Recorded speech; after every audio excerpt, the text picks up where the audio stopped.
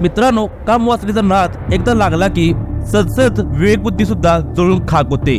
काही लोकांना काम वाचण्यामुळे नाती सुद्धा कळत नाहीत. मग ती महिला कोणीही असो, केवळ ती त्याला मादी वाटू लागते. तिच्यावरती पैशाचे जाळे टाकून तो तिला फक्त भोगण्याची इच्छा मनात धरून असतो. एखाद्या विधवेला आधाराची गरज असते, तेव्हा मात्र ती एखादा जोडीदार निवडते, त्याच्याबरोबर सुख दुःख व्यक्त करते. मग हे केवळ अनैतिक संबंध उरत नाहीत, तर ते आधार देणारे नाते बनते. आणि या नात्याकडे वाईट नजरेने पाहणारे काही दूरचे तर काही जवळचे नातेवाईक असतात. त्याच्याबरोबर संबंध ठेवतेस तर माझ्याबरोबरही ठेव, अशी नीच मागणी करणारे काही नात्यातील लोक सुद्धा असतात. काही महिला अशा लोकांना जवळ करतात, तर काही महिला अशा लोकांना जवळ करत नाहीत. त्यानंतर घडतो एक हत्याकांड. अशीच एक घटना सांगली जिल्ह्यात घडलेली आहे. चला तर पाहूया घटना विस्ताराने. मित्रांनो, घटना सांगली जिल्ह्यातील मिरज तालुक्यात असणारे एरंडोली या गावामधली. या गावात पिन्या उर्फ प्रमोद जाधव हा इसम राहत होता. तो जेसीबी ड्रायव्हर होता. त्याचबरोबर तो शेतामध्ये अवताची कामेही करत होता. यावरच त्याचे घर चालत होते. पिन्या उर्फ प्रमोद हा अविवाहित होता आणि यातच एरंडोली या गावामध्ये एक विधवा राहते. तिच्या पतीचे 2 वर्षापूर्वी निधन झाले होते. तिचे नाव राधा असे होते. तिला 2 कन्या असून त्या विवाहित होत्या. या राधा बरोबर पिन्या उर्फ प्रमोद याची ओळख झाली होती आणि त्यातून नंतर त्यांची मैत्री झाली होती. आता ते कधी कधी एकमेकांना भेटायचे, त्यावेळी ते एकमेकांबरोबर दिलखुलास गप्पा मारत बसायचे. या गप्पा तासन तास चालू असायच्या. प्रमोद हा आपल्या बरोबर कशासाठी मैत्री करत आहे हे राधाला समजायला वेळ लागले नाही. ती एकटीच राहत असल्यामुळे तिला सगळे रान मोकळे होते, तर तोही तिच्याकडे काम वासनेने पाहत होता. दोघांनी एकमेकांची गरज ओळखली होती आणि ते एकमेकांना वारंवार भेटू लागले होते. काही दिवसातच ते एकमेकांची गरजही भागवू लागले. राधा ही एकटीच राहत असल्यामुळे तिच्या पालतीवर अनेक जण होते. राधा एकटी, त्यात विधवा म्हटल्यानंतर तिच्याकडे वाईट नजरेने बघणारे नीच लोकांची संख्या भरपूर प्रमाणात होती.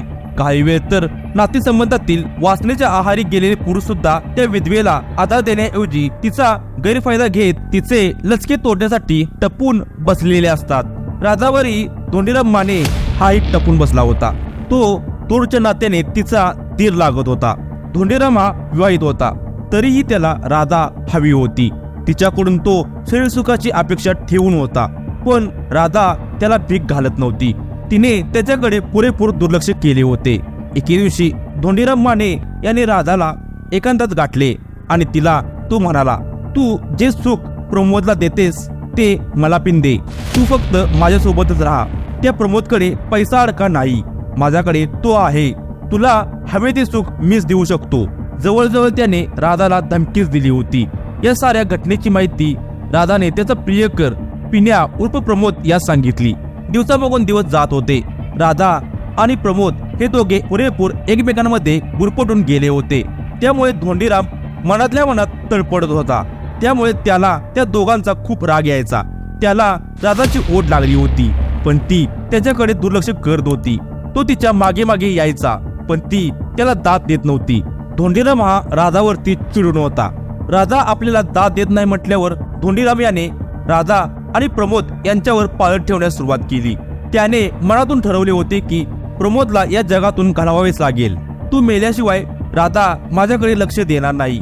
त्यानंतर मंगळवार दिनांक 24 सप्टेंबरचा दिवस उजाडला. त्या दिवशी तात्यासू तुकाराम पाटील यांच्या शेतामध्ये राधा आणि प्रमोद हे एकांतात बसले होते. थोडा वेळ गप्पा मारल्यानंतर ते एकमेकांना कुरवाळू लागले. काही वेळातच त्यांच्या उत्तेजना वाढल्या. आपण उघड्यावरच बसलो आहोत याचेही त्यांना भान राहिले नाही. काम क्रीडा करणाऱ्यांना भय आणि लाज नसते म्हणतात, आणि असेच त्या दोघांचे झाले होते.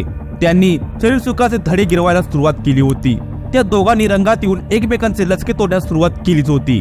त्याचबरोबर राधाला प्रमोद चांगलाच रगडून काढत होता. तिकडे धोंडीराम त्याच्या पालतीवरच होता. त्या दोघांचा प्रणय पाहून त्याचे पित्त खवळले. त्याच्याकडे कुऱ्हाड होती.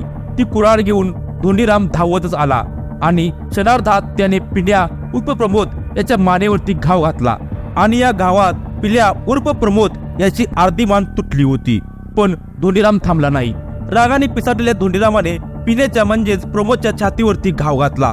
यावेळी राधा धोंडीराम याला म्हणाली, भाऊजी, पिण्याला मारू नका. तिचे हे बोलणे ऐकल्यानंतर धोंडीराम तिच्याही अंगावरती धावून गेला.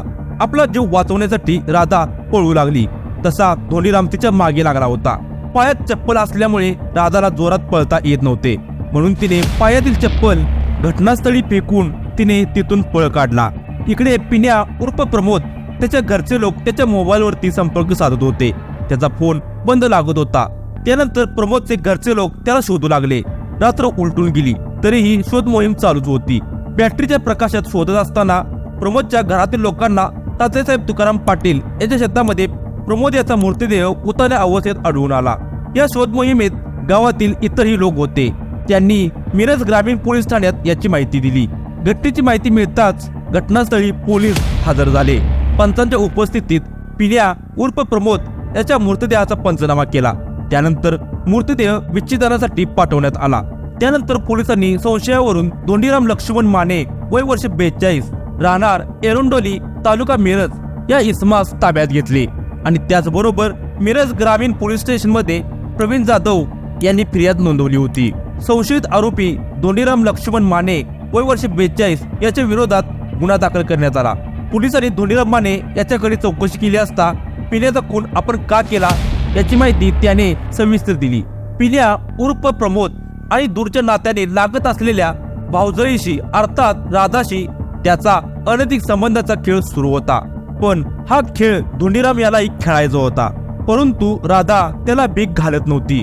प्रमोदचा काटा काढल्याशिवाय राधा आपल्या हाती लागणार नाही, म्हणून पाळत ठेवून प्रमोद आणि राधा एकत्र असताना मी प्रमोदचा कुऱ्हाडीने घाव घालून खून केला. एकूणच हा खून अनैतिक संबंधातून झाला आहे असे पोलिसांना लक्षात आले. अशा प्रकारे मित्रांनो, एका अनैतिक संबंधाचा येथे दुर्दैवी अंत झाला. त्याचबरोबर या अनैतिक संबंधात एका अविवाहित तरुणाचा बळी गेला. तुम्हाला काय वाटतं या घटनेबाबत आम्हाला कमेंट बॉक्स मध्ये सांगा. व्हिडिओ आवडल्यास व्हिडिओला लाईक आणि अशाच प्रकारचे व्हिडिओ पाहण्यासाठी आपले रक्तगंध चॅनल याला सबस्क्राईब करायला सुद्धा विसरू नका.